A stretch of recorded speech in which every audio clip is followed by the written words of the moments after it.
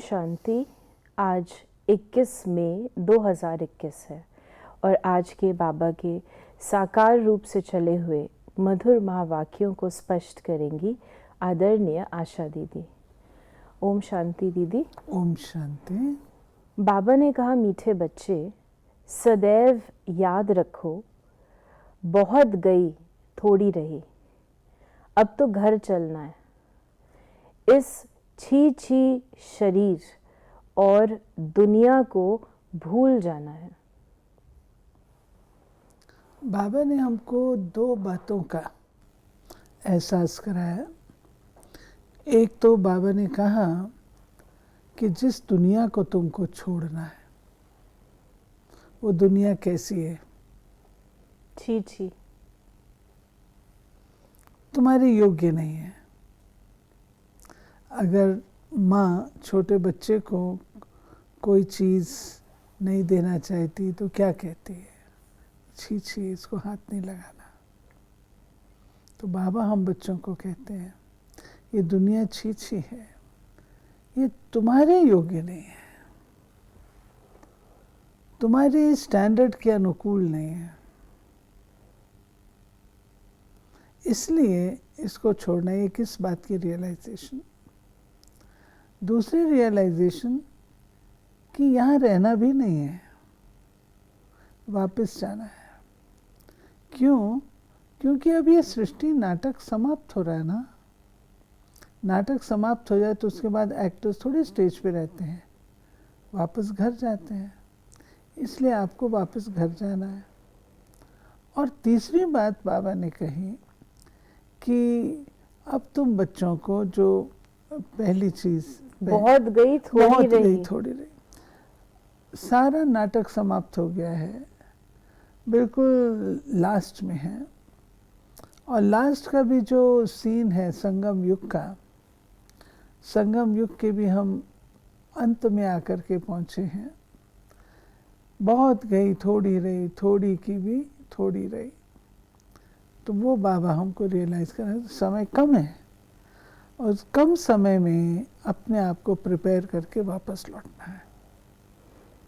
प्रश्न है, कौन सा नशा निरंतर रहे तो स्थिति बड़ी फर्स्ट क्लास होगी? उत्तर, निरंतर नशा रहे कि मिर्वा मौत मलूका शिकार। हम मलूक फरिश्ता बन अपने माशूक के साथ घर जाएंगे, बाकी सब खलास होना है।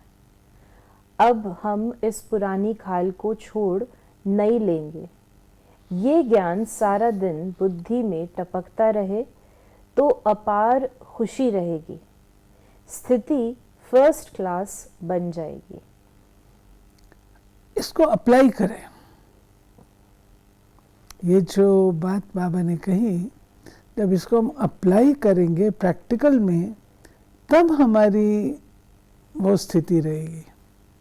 बाबा ने कहा मिर्वा मौत मलू का शिकार, कि उसकी तो मौत है, तो शिकारी के लिए तो वो विशेष चीज़ है। तो ऐसे हम फरिश्ते बन जाएंगे। बाबा ने कहा उस समय हम फरिश्ते के रूप से यहाँ विचरण करेंगे और ये सारी दुनिया उस समय ट्रांसफॉर्मेशन पीरियड में होगी। मैं इसको विनाश और ख़त्म होने वाली बात नहीं कहूँगी, ट्रांसफॉर्मेशन। तो ट्रांसफॉर्मेशन में बहुत बड़ी लेवल पर डेविस्टेशन भी होता है, ताकि जो पुरानापन है वो ख़त्म हो जाए और नए की क्रिएशन होती है। तो बाबा ने हम बच्चों को ये कहा है कि समय जो आगे आने वाला है वो बड़ा खौफनाक है। खौफनाक आपको लगेगा इस भाव से कि उसमें सारा डेविस्टेशन दिखाई देगा, लेकिन वो डेविस्टेशन के पीछे कल्याण है, क्योंकि खराब चीज़ जाएगी और अच्छी चीज़ जो है वो बन करके आएगी। इसलिए बाबा कहते हैं मिर्वा मौत मल्लू का शिकार।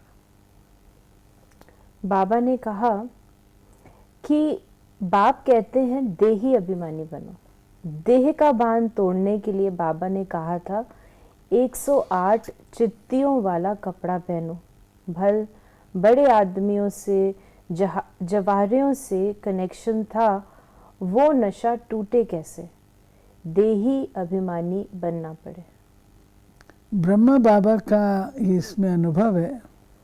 ब्रह्मा बाबा तो जवाहरी थे और जवाहरी होने के नाते बड़े बड़े व्यापारियों से संबंध था, राजाओं से संबंध था, तो बाबा का ठाट बाट भी बहुत विशेष था। लेकिन जब शिव बाबा आता है और शिव बाबा आकर के बिल्कुल सिंप्लिसिटी सिखाता है, त्याग और वैराग्य की भावना को जागृत करता है, तो ब्रह्मा बाबा ने एक एग्जाम्पल है, बाकी कोई ऐसे नहीं है कि हमको 108 चत्तियों का कपड़ा पहनना है, ऐसी बात नहीं है। लेकिन एक एग्जाम्पल मम्मा बाबा ने क्रिएट किया था, बड़ी दादियों ने क्रिएट किया था। जो कपड़ा घिस जाता था, फट जाता था, उसको फेंकते नहीं थे, परंतु छोटी छोटी चत्तियाँ लगा करके भी उसको, तो कहते 108 चत्तियों का कुर्ता बाबा ने पहना। और मम्मा जो पहनती थी लिबास, उसमें भी 108 चत्तियाँ। आज हम लोग तो शायद नहीं करेंगे, ज़रूरत भी नहीं है। उस समय जैसे बाबा इन सब चीज़ों को संस्कारों में डाल रहे थे, इकोनॉमी का टाइम था, तो बाद अभी तो हम अपने मेंटल सेट से समझ सकते हैं कि मुझको इकोनोमाइज करना है, वेस्ट नहीं करना है। मैंने गुलजार दादी को देखा कि ब्लाउज़ अगर ख़राब हो गया है तो एक ब्लाउज़ की राइट सीधी बाँह हो, दूसरे की दूसरी, मिला करके उसको ठीक कर पहन लेते थे। और जब हम कन्याएं आई इसमें, तो हम लोग तो अपने कपड़े बहुत बाहर जाते तो प्रेस किए हुए कपड़े भी प्रेस करके पहनते थे। प्रेस किए हुए कपड़े अलमारी में रखे, उनको भी प्रेस करके जाते थे, तब पहनते थे। यहाँ जब यज्ञ में आए तो प्रेस का नाम ही नहीं था।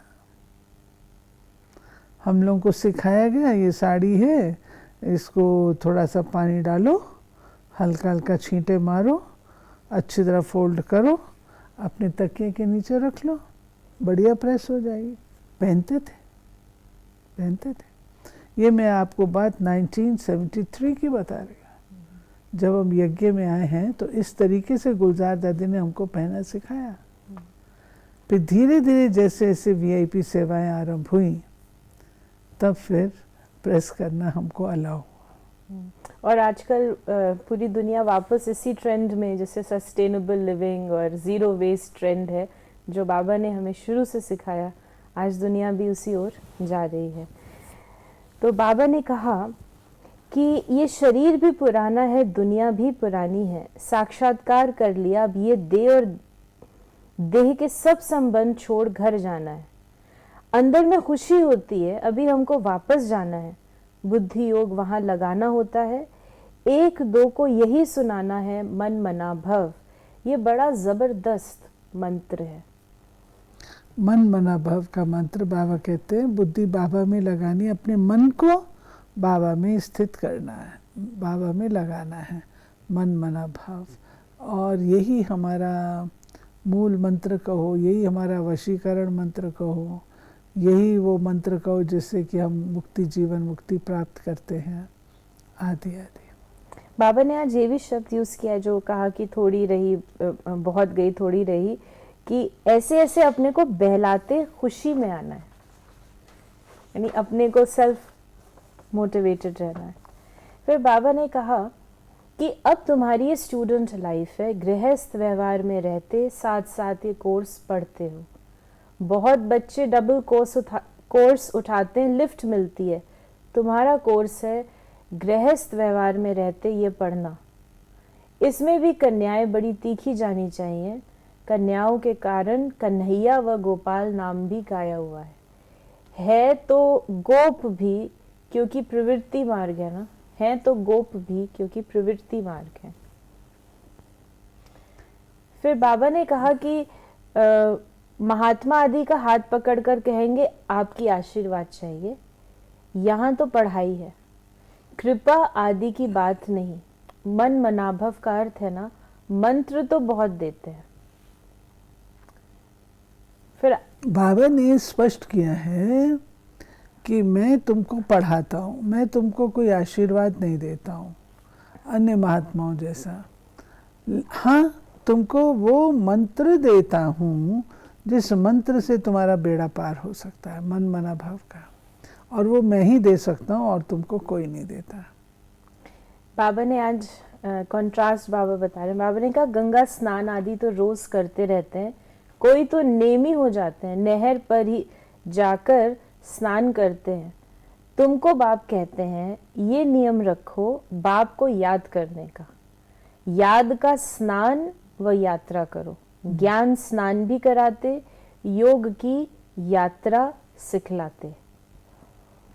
नहीं, बाबा का रहस्य है कि ज्ञान और योग से बेड़ा पार होता है, तो ज्ञान और योग को बहुत पक्का रखो, ना तो अपनी कभी मुरली मिस करो और ना ही याद के सब्जेक्ट को डिफ़िकल्ट समझो, उसको मोहब्बत से बाबा को याद करो तो मेहनत नहीं लगेगी। तुम्हारी बुद्धि में है झाड़ की वृद्धि कैसे होती है, ये राजाई स्थापन हो रही है, सब इकट्ठे थोड़े जाएंगे। ब्राह्मणों का झाड़ बहुत बड़ा होगा, फिर थोड़े थोड़े करके जाएंगे। है ना, ब्राह्मणों का झाड़ आज कितना बड़ा है, तो हम देख रहे हैं थोड़े थोड़े करके जा भी रहे हैं। यानी बड़ा हो गया फिर श्रिंक करेगा किसी न किसी रीति से। बाबा ने कहा थोड़े थोड़े करके जाएंगे, प्रजा बनती रहेगी, थोड़ा भी कोई ने सुन लिया तो प्रजा में आ जाएंगे। अच्छी रीति पॉइंट्स धारण होंगी तो सर्विस भी अच्छी रीति करेंगे, परंतु सब पॉइंट्स किसको धारण नहीं होती। फिर बाबा ने ये भी कहा इन आंखों से जो कुछ भी अभी देखते हो फिर सतयुग में ये नहीं होगा। तुमको ज्ञान का तीसरा नेत्र अब मिलता है, तुम त्रिनेत्री बनते हो। ये ज्ञान कोई में नहीं है कि मैं आत्मा हूं, इस शरीर द्वारा ये करता हूं। बाबा हमको पढ़ाते हैं। फिर बाबा ने कहा कि तुम जानते हो हमारे राज्य में क्या क्या होगा। तुम बच्चों को तो बहुत खुशी होनी चाहिए कि हम इस पढ़ाई से राज्य लेते हैं। पढ़ने वाले को मर्तबा याद रहता है। हम पढ़ते हैं भविष्य के लिए, अच्छा पढ़ेंगे तो राजगद्दी पर बैठेंगे। सारा मदार पढ़ाई पर है, क्योंकि आप देखेंगे कि द्वापर युग से हम लोग भक्ति करते आए, आराधना करते आए, वंदन पूजन करते आए, लेकिन आत्मा का उत्थान किससे होगा वो साधन और माध्यम किसी ने बताया नहीं।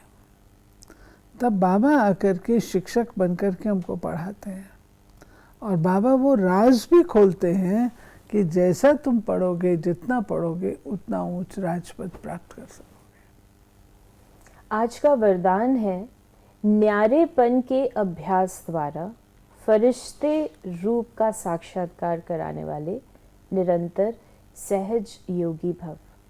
जैसे कोई भी वस्त्र धारण करना व न करना अपने हाथ में होता है, ऐसा अनुभव इस शरीर रूपी वस्त्र में हो।